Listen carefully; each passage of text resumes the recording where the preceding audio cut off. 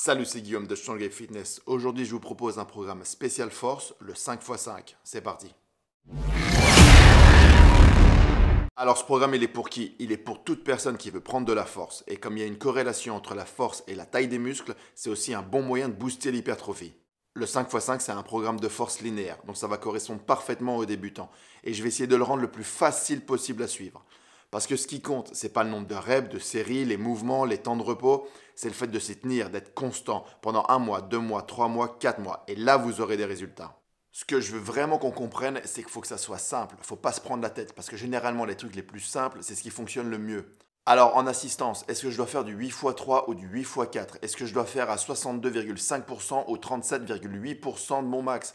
Est-ce que je dois avoir une amplitude de mouvement de 88 degrés ou de 35 degrés? On s'en branle. Le programme il gravite sur 4 mouvements répartis sur 4 jours différents.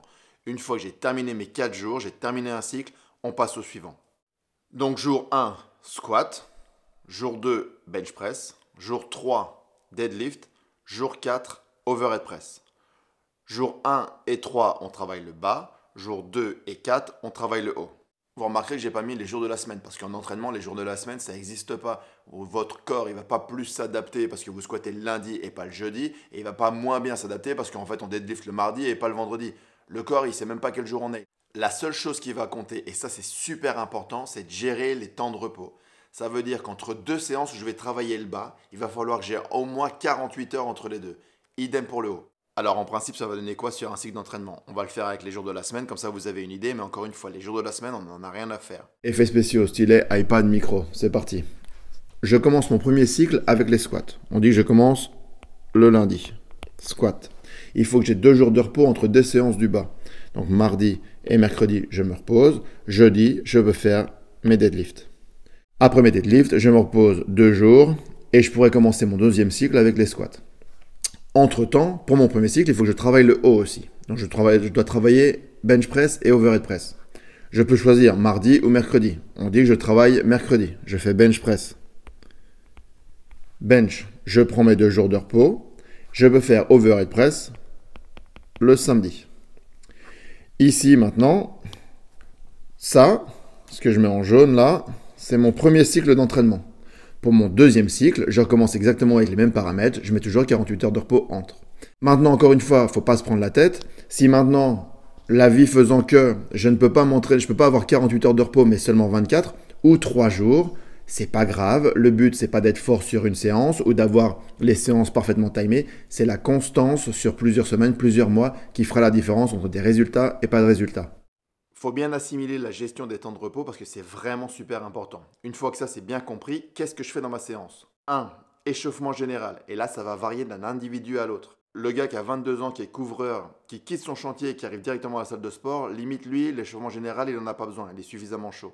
Par contre, celui qui a 50 ans, qui est resté assis toute la journée devant l'ordinateur, pour lui, ça va être différent. Donc le but, ça va être pendant 5-10 minutes de bouger, de se dérouiller. Ça peut être marcher, trottiner sur le tapis de course, faire un peu de rameur, de la mobilité, des étirements, peu importe. Le but, c'est de se dérouiller.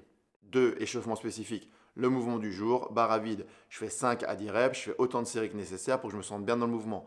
Techniquement, amplitude, sensation, etc.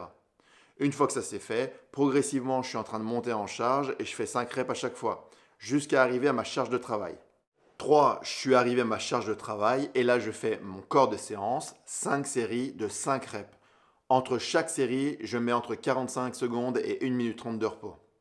4. Mouvement d'assistance. En fonction des sensations du jour, je me choisis 2 ou 4 mouvements et je fais 3x8 ou 3x12. Donc si aujourd'hui je squatte, une fois que j'ai fait mes 5x5, je me choisis 3 mouvements par exemple. Fente avant, goblet squat, presse à cuisse, je fais 3x8 à chaque fois, je rentre chez moi, c'est terminé. Maintenant les choses sérieuses, la structure du programme.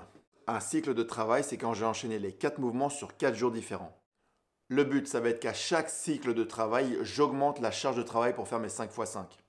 Je vais augmenter de 5 kg pour le squat et le deadlift et de 2,5 kg pour le bench et l'overhead press.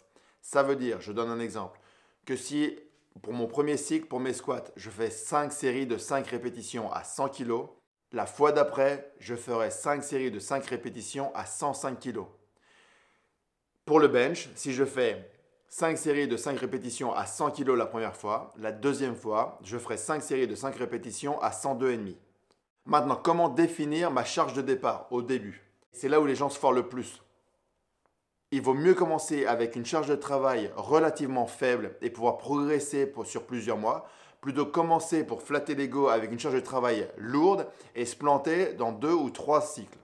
Donc, comme point de référence, pour ceux qui connaissent leur max, vous allez prendre 65% de votre max. Donc, je donne un exemple. Si mon max au squat, c'est 100 kg, je vais prendre 65%. La première fois, pour mon premier cycle, je vais faire 5 x 5 à 65. Au deuxième cycle, je vais augmenter de 5 kg, donc je ferai 5 x 5 à 70. La troisième fois, je ferai 5 x 5 à 75, etc., etc. La précision de la charge de départ, on s'en fout. Vaut mieux que ce soit trop faible plutôt que trop élevé. Donc pour ceux qui connaissent leur max, ça va être 65% du max. Pour ceux qui ne connaissent pas leur max, la première fois que vous allez squatter, que vous montez en charge à l'échauffement, quand vous allez avoir une difficulté relativement moyenne, on va considérer que c'est votre charge de départ. Si c'est trop faible, tant mieux. Si c'est trop lourd, ça va être contre-productif dans quelques semaines. Donc, je vais augmenter à chaque cycle de 5 kg et de 2,5 kg. Qu'est-ce qui se passe le moment où j'arrive plus à faire mes 5 x 5? On imagine que j'ai commencé à 65 kg mes squats et j'ai fait 5 x 5. Et puis au bout de quelques cycles, je suis à 5 x 5 à 95 kg et j'arrive pas à faire les 5 x 5. Qu'est-ce que je fais? Je redescends d'un niveau. Donc, j'ai loupé mes 5 x 5 à 95, je fais 5 x 5 à 90 kg, ce que j'avais déjà réussi. La fois d'après, je recommencerai 5 x 5 à 95 kg. D'où l'intérêt de commencer avec une charge relativement facile, relativement maîtrisée.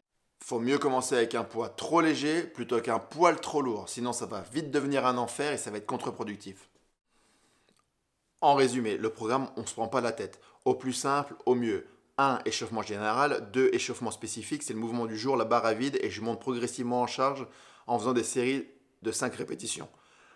3. Le corps de ma séance. Je fais 5 x 5. Donc 5 séries de 5 répétitions au poids qui a été trouvé. 4. Je me choisis 2 à 4 mouvements et je fais 3 x 8 ou 3 x 12. Le but, c'est de bouger, emmagasiner du volume. Entre 2 séances du bas ou 2 séances de haut, je laisse 48 heures de repos. La progression entre chaque cycle, c'est plus 5 kg pour le squat et le deadlift, plus 2,5 kg pour le bench et l'overhead press.